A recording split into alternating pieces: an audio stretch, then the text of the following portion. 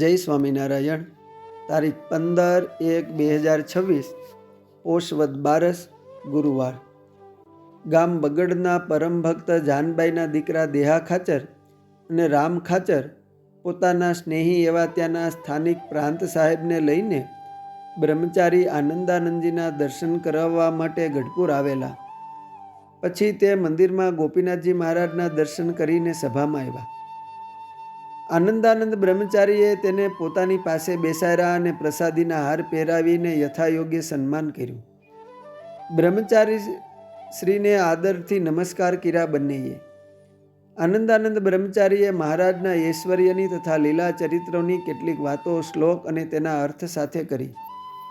તે સાંભળીને પ્રભાવિત થયેલ પ્રાંત સાહેબ અડધા કલાકને બદલે 2 કલાક સુધી સભામાં બેસી રહ્યા. પછી સભા પૂર્ણ થયા બાદ તેમણે દેહા ખાચરને કહ્યું કે તમારા ગુરુ ખૂબ જ મહાન છે અને તેની વાતો સાંભળવા માટે આપણે અહીં 3 દિવસ રોકાશું. એમ 3 દિવસ સુધી ગઢપુરમાં રહીને બ્રહ્મચારીની વાતો સાંભળીને પ્રાંત સાહેબે બ્રહ્મચારીના હાથે વર્તમાન ધારણ કર્યા અને સારા એવા સત્સંગી થયા. આમ આનંદાનંદ બ્રહ્મચારીએ મહારાજના ઐશ્વર્ય અને પ્રતાપની બળભરી વાતો દ્વારા અનેક લોકોને સત્સંગી બનાવીને અક્ષરધામના અધિકારી બનાવેલા. એક વખત આચાર્ય શ્રી વિહારીલાલજી મહારાજ ગઢપુર પધારેલા. તે વર્ષે ચોમાસામાં વરસાદ ખેંચાયેલો, તેથી લોકો મુશ્કેલીમાં મુકાયા હતા.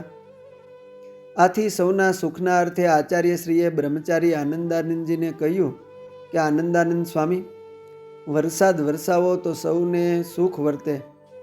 ત્યારે બ્રહ્મચારીએ આચાર્ય મહારાજને મહિમા સાથે હાથ જોડીને કહ્યું કે તમે મહારાજના પુત્ર છો અને તેની ગાદી શોભાવો છો, તે તમે વરસાદ કરો. ત્યારે મહારાજશ્રીએ કહ્યું કે સ્વામી, તમે તો મહારાજને મળેલા છો અને વળી તમોને સનકાદિક ગણીને ખુદ મહારાજે તમારી આરતી ઉતારી છે, માટે તમે કરો તો જરૂર વરસાદ થાય. આમ વિહારીલાલજી મહારાજની અરજી સુણીને આનંદાનંદ બ્રહ્મચારીએ મહારાજશ્રીની આજ્ઞાનું પાલન કરીને હાથમાં માળા લઈને મંદિરના ચોકમાં જઈને સ્વામિનારાયણ સ્વામિનારાયણ એમ મહામંત્રના નામની ધૂન કરવા લાગ્યા. તેવામાં વાદળા થયા, ખૂબ વરસાદ થયો. ઘેલા નદી પણ 2 કાંઠે વહેવા લાગી.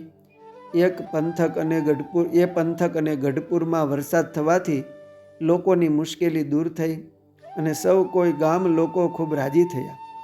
આમ બ્રહ્મચારી શ્રી આનંદાનંદજીએ સ્વામિનારાયણ મહામંત્રના પ્રતાપ વડે વરસાદ વરસાવીને લોકોનું સંકટ ટાળીને સૌ કોઈને શ્રીહરિના સર્વોપરીપણાનો નિશ્ચય કરાવેલો. અસ્તુ. જય સ્વામિનારાયણ. બ્રહ્મ ઉપાસક બ્રહ્મચારીઓમાંથી